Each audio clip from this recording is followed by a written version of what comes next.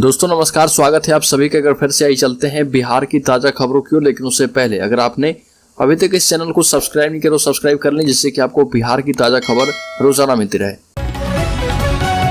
पहली बड़ी खबर, छपरा में बीफ लेकर आए युवक को भीड़ ने पीटा, इलाज के दौरान हुई मौत, सरपंच समेत 3 लोग गिरफ्तार।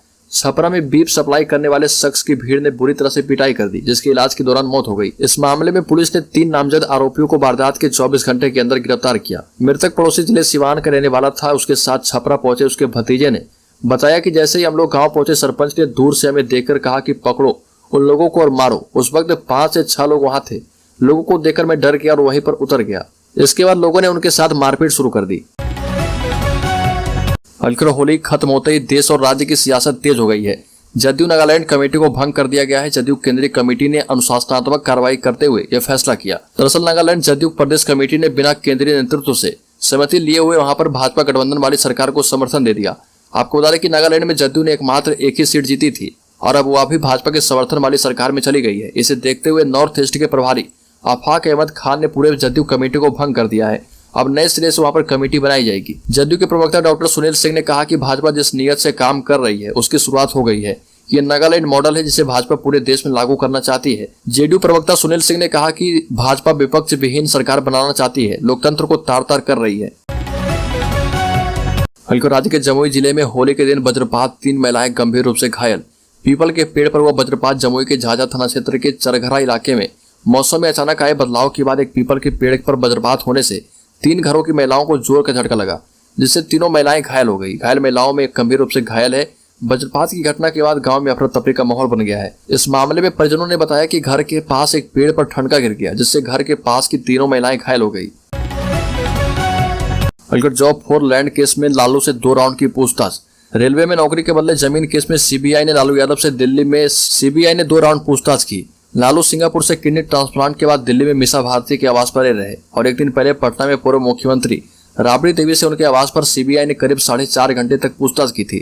हल्को राज्य में बिहार शिक्षक बहाली के 6ठे चरण में नियुक्ति का आखिरी मौका। काउंसलिंग की तारीख हुई जारी। बिहार शिक्षक बहाली के 6ठे चरण में नियुक्ति का अभ्यर्थियों को आखिरी मौका दिया गया है। शिक्षा विभाग ने 6ठे चरण की काउंसलिंग की आखिरी तारीख जारी कर दी है और अंतिम फेज की काउंसलिंग 17 से 20 मार्च के बीच होगी। इसमें शामिल होने वाले अभ्यर्थियों का डॉक्यूमेंट वेरिफिकेशन होगा। इसके बाद 25 से 28 मार्च तक चयनित अभ्यर्थियों को नियुक्ति पत्र दे दिए जाएंगे। यह चरण पूरा होने के बाद 7वें चरण की प्रक्रिया शुरू की जाएगी। मीडिया रिपोर्ट्स के मुताबिक शिक्षा विभाग ने 6ठे चरण की शिक्षक बहाली की आखिरी फेज के नियोजन की काउंसलिंग डेट जारी की है। राज्य में 7वें चरण की शिक्षक बहाली प्रक्रिया जल्द होगी शुरू। शिक्षा मंत्री ने एक बार फिर से दिया बड़ा अपडेट। बिहार में शिक्षक बहाली का इंतजार कर रहे लाखों युवाओं के लिए अच्छी खबर है। राज्य में 7वें चरण की शिक्षक भर्ती को लेकर कैबिनेट में फैसला होने वाला था, लेकिन नहीं हो पाया। हालांकि शिक्षा मंत्री चंद्रशेखर ने कहा कि जल्द इस पर फैसला होगा। शिक्षक अभ्यर्थियों से घबराने की अपील नहीं की गई है। मंत्री का कहना है कि महीने भर के अंदर 7वें चरण की शिक्षक बहाली की नियोजन रूल बुक जारी कर दी जाएगी। और आपको बता दें कि राज्य के लाखों युवा लंबे समय से 7वें चरण की शिक्षक भर्ती शुरू करने की मांग कर रहे हैं और इसके खिलाफ वो कई बार प्रोटेस्ट कर चुके हैं। हल्कर मनीष कश्यप पर बिहार पुलिस ने दर्ज की एफआईआर तो तेजस्वी यादव पर भड़के मनीष कश्यप ने कहा कि करा दो गिरफ्तार, 2025 में सीएम बनने नहीं दूंगा। तमिलनाडु में बिहारी मजदूर पर हमले की खबर पर बिहार में खूब राजनीति हुई है। एक तरफ जहां बिहार पुलिस और तमिलनाडु पुलिस इसे फेक खबर बता रही है, वहीं मजदूरों के बयानों के आधार पर मीडिया पर बिहारी मजदूर पर हमले से जुड़ी कई रिपोर्ट छापी गई। बिहार पुलिस ने फेक न्यूज न फैलाने की चेतावनी दी थी और अब कई पत्रकारों के खिलाफ केस दर्ज किया गया है, जिससे मनीष कश्यप का नाम भी शामिल है। एफआईआर दर्ज किए जाने पर मनीष कश्यप ने वीडियो जारी कर कहा कि बिहार के मजदूरों को अन्य प्रदेशों में परेशानी होती है, इस पर प्रदेश सरकार काम करना नहीं चाहती। अन्य राज्यों की सरकारें अपने मजदूरों को सहायता और सुरक्षा दे रही है, लेकिन बिहार सरकार क्या कर रही है। राज्य में सच हो रही कुशवाहा की बातें। पिछले दिनों नागालैंड विधानसभा में 60 सीटों पर चुनाव हुए और इसका परिणाम भी घोषित कर दिया गया है। परिणाम आने के बाद यहाँ बीजेपी गठबंधन के साथ सरकार बना चुकी है। इस दौरान सबसे बड़ी बात यह है कि यहाँ पर 8 सीटों पर चुनाव लड़ने वाली नीतीश कुमार की पार्टी जेडीयू महज 1 सीट पर सिमट कर रह गई और वह भी बिना कोई शर्त भाजपा को अपना समर्थन दे दिया। इसके साथ ही जेडीयू ने नागालैंड में अपनी राज्य इकाई को भंग कर दिया है। पार्टी सूत्रों की तरफ से यह कहा जा रहा है कि जेडीयू के सर्वमान्य नेता नीतीश कुमार को भरोसा था कि नागालैंड चुनाव में पार्टी के राष्ट्रीय अध्यक्ष बड़ा दांव खेलेंगे और जेडीयू को राष्ट्रीय पार्टी का दर्जा जरूर दिलवाएंगे, लेकिन उनकी उम्मीद पर पानी फिर गया है और पार्टी को पहले से भी कम सीट इस बार आई है। और सबसे बड़ी बात यह है कि जीते हुए विधायक ने पार्टी के निर्देश के इतर जाकर बिना कोई शर्त के भाजपा को समर्थन दिया है। हल्को राज्य में सीआरपीएफ की 22+ की सुरक्षा घेरे में रहेंगे उपेंद्र कुशवाहा।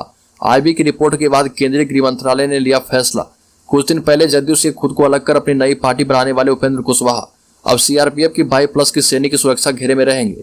बताया गया कि आईबी ने उपेंद्र कुशवाहा की जान को खतरा बताया था, जिसके बाद केंद्रीय गृह मंत्रालय ने उनकी सुरक्षा को बढ़ाने का फैसला कर लिया है। उपेंद्र कुशवाहा ने सुरक्षा बढ़ाने को लेकर केंद्र सरकार को धन्यवाद किया।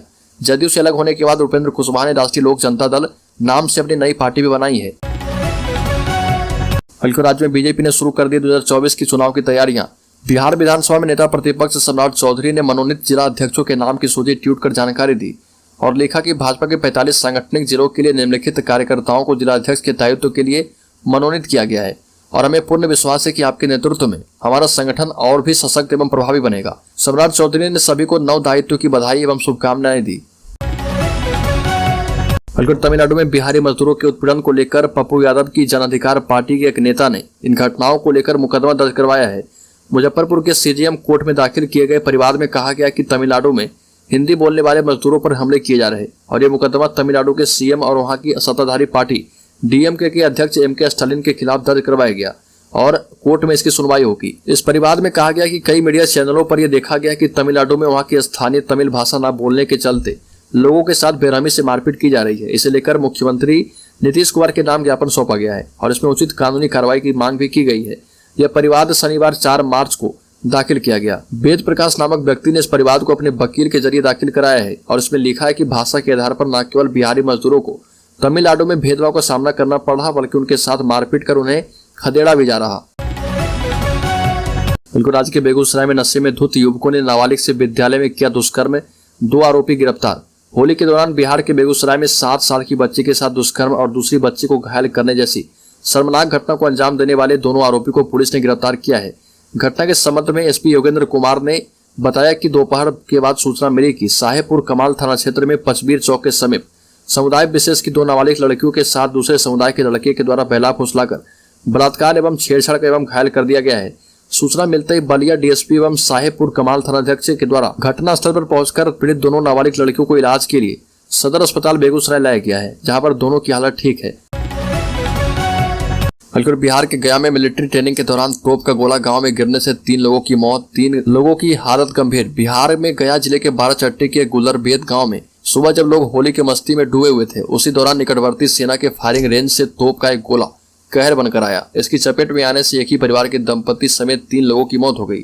3 सदस्य गंभीर रूप से घायल हैं। घायलों को मगध मेडिकल कॉलेज अस्पताल में भर्ती किया गया है। पुलिस के मुताबिक 12 चट्टी थाना क्षेत्र के बुमेर पंचायत के गुलरबेद गांव से 1 किलोमीटर दूर मिलिट्री फायरिंग रेंज है और सुबह करीब 8 बजे मिलिट्री के जवान अभ्यास कर रहे थे। इसी दौरान एक तोप का गोला फायरिंग रेंज से बाहर गुलरबेद गांव में जा गिरा।